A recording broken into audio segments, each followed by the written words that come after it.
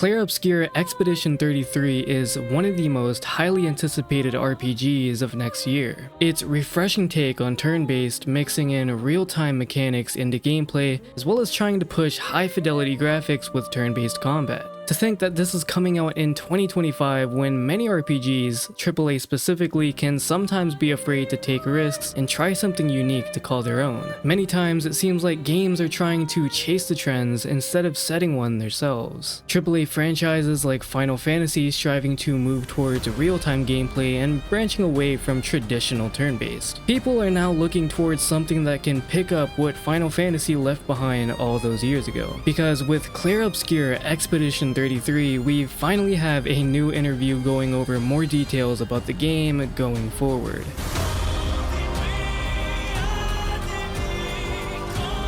So, if you haven't already, do not forget to like the video and subscribe for anything JRPG related.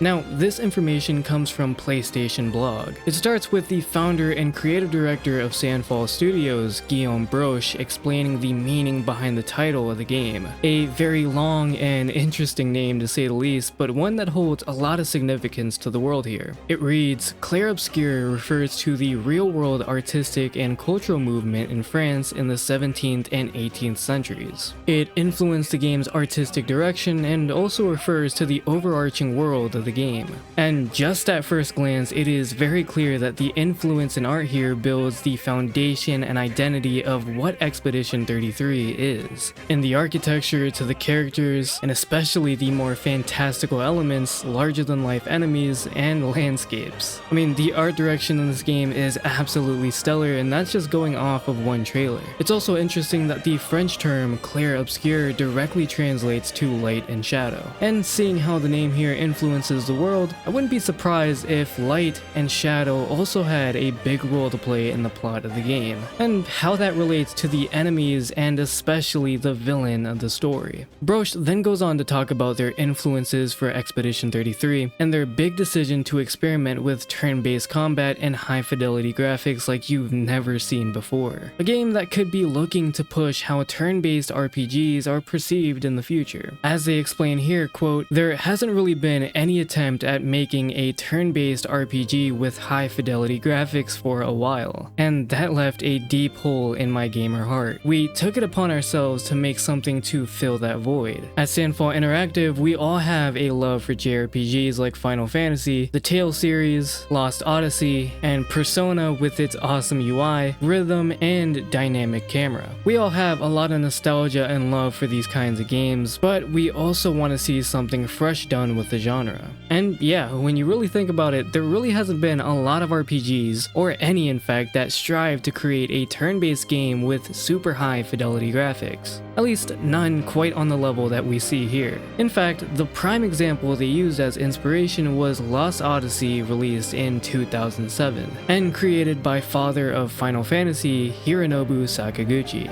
Probably the last game I can really think of to experiment with what at the time was considered high fidelity coupled with turn-based gameplay. Because Final Fantasy was going off trying new things for the series, Lost Odyssey was there to pick up the fans that felt that they were left behind as a result.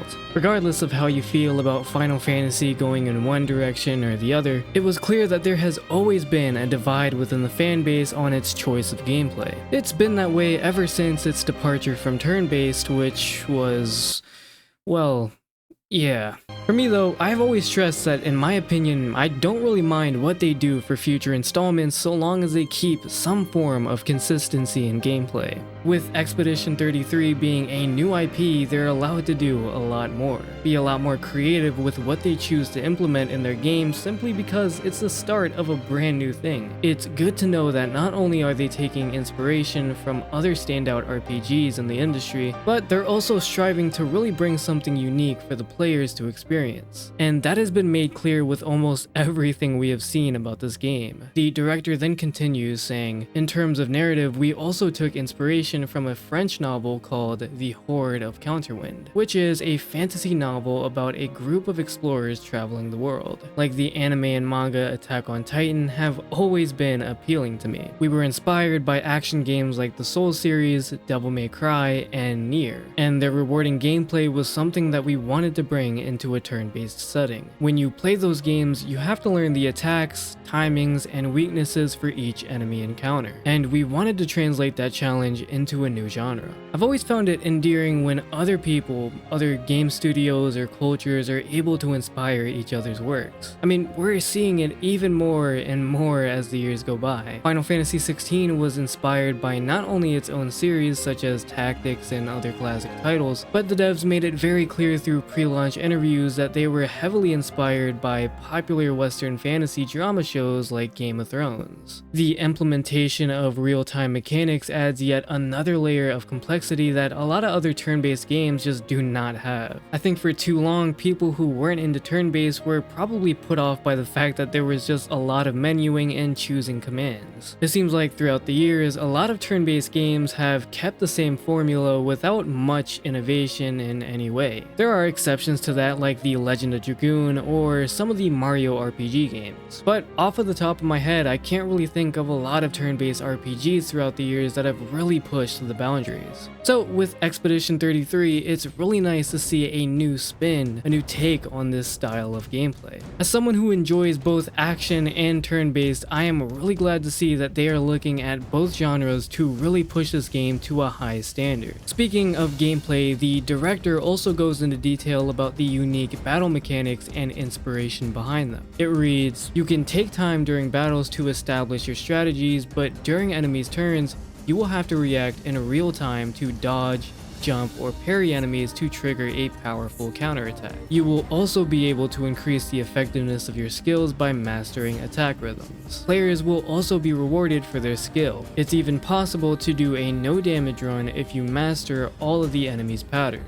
I kept thinking of ways to make turn-based battles more engaging. The attack rhythm system is a mix of different inspirations. We wanted to make something fast-paced to fit the vision we had for battle. As soon as I finished the first prototype of the defense system, I knew it was something special. I think the way real-time mechanics will be implemented here will be far more advanced than anything we've seen in other turn-based RPGs in a long while. The attack rhythm system also reminds me of some of the limit breaks in Final Fantasy where you would have to time button prompts to achieve more damage. So it looks like not only do you have to remember the core mechanics of turn-based, but remembering all of the real-time mechanics will also be very integral to mastering the combat in this game. When asked what players can expect when playing Expedition 33, it reads, "I'd say dodging and parrying are the most common things players will need to get to grips with as they play. The timing is pretty important, but the payoff is always really rewarding. Also, you can aim your ranged weapons at enemies too, hitting some exposed weak points to do some extra damage, for example. Expedition 33 features some huge boss battles too that'll really put players' skills to the test. And just like any great RPG, you can also build your character to take advantage of different things in battle, including these real-time mechanics. We're all looking forward to players finding out more about how the game feels as we work towards the game's launch next year. We haven't even seen half of the things Expedition 33 has to offer, but already I can confidently say that this is one of my most anticipated games of 2025.